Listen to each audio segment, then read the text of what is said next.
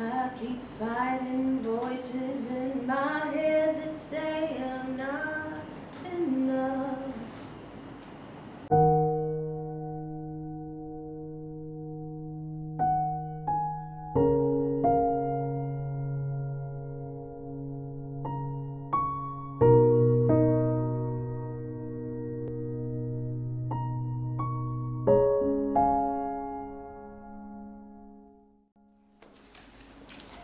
Hey, hey.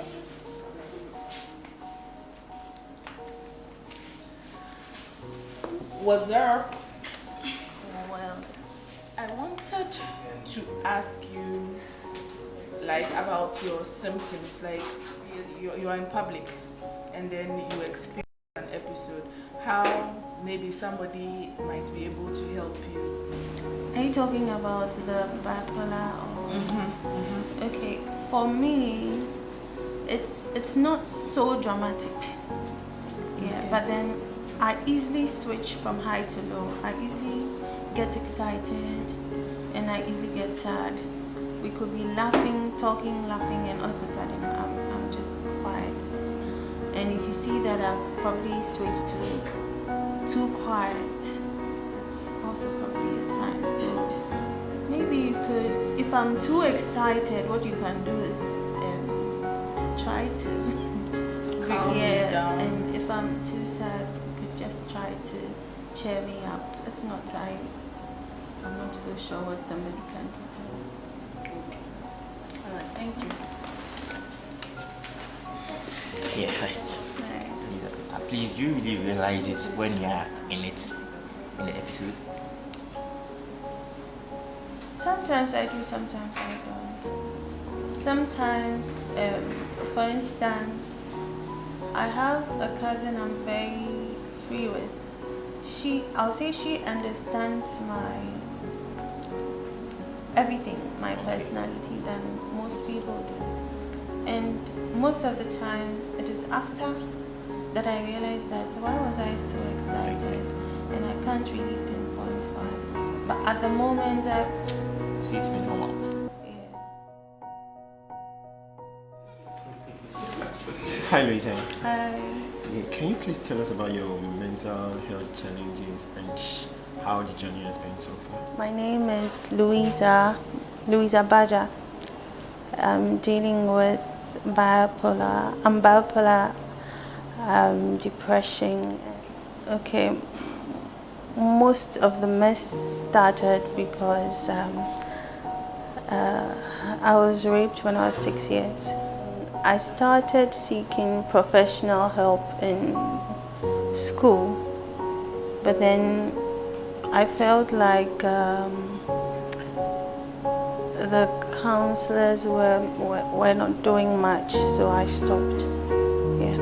And recently I started seeing a psychiatrist, and she stopped coming to the hospital for one reason or the other, and I don't feel comfortable talking to any of the other psychiatrists, so I stopped.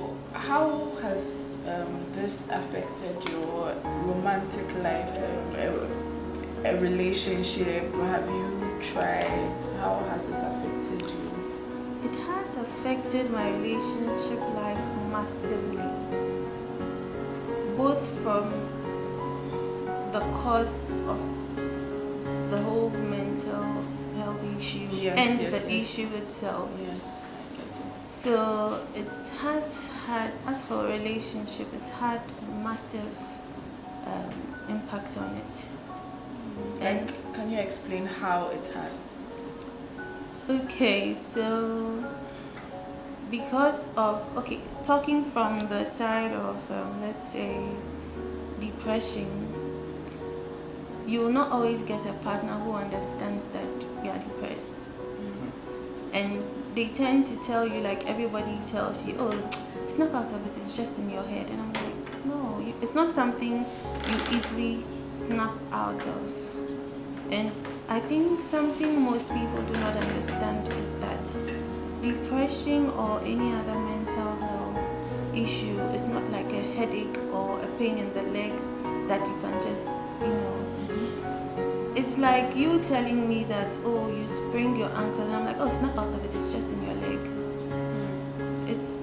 It's more than that, and you have people who find it difficult to understand that. So unless you get somebody who actually understands you without actually feeling weird being around you, then Like, if I were your boyfriend, what do you expect of me in understanding your ordeal?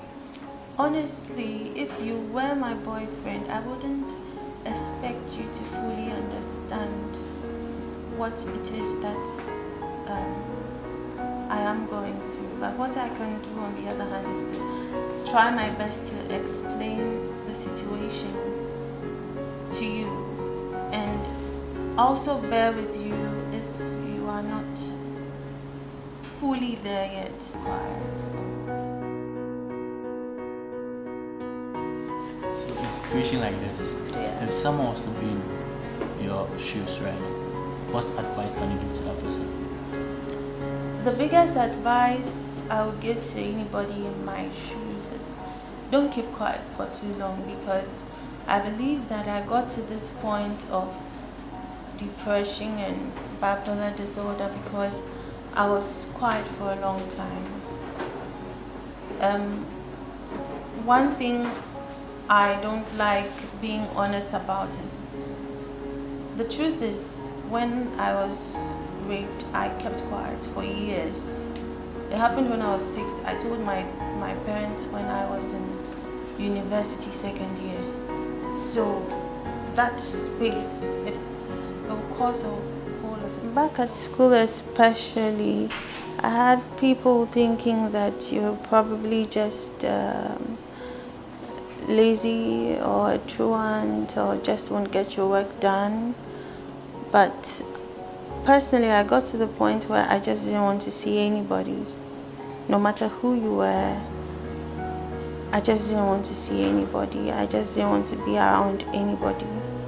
I wanted to vanish into my own space, and it was hard for any other person to understand how somebody could get to that point. So I would like to know what has been your strongest support system. My strongest support system has been writing and God, because I don't see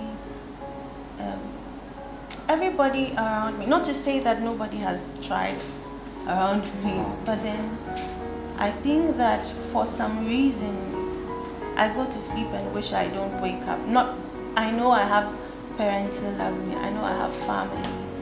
I know I have a boyfriend who cares. But there are still days I go to bed and say, God, I really don't want to wake up tomorrow morning. So I would say that in as much as I haven't been able to feel and talk to God and see Him face to face and everything, I feel like He's been my, not to be religious, I don't go to church often, honestly. And I've had a point where I believed there was no God. But then, funny enough, I think there's a stronger force somewhere that is beyond my eyes that have kept me going.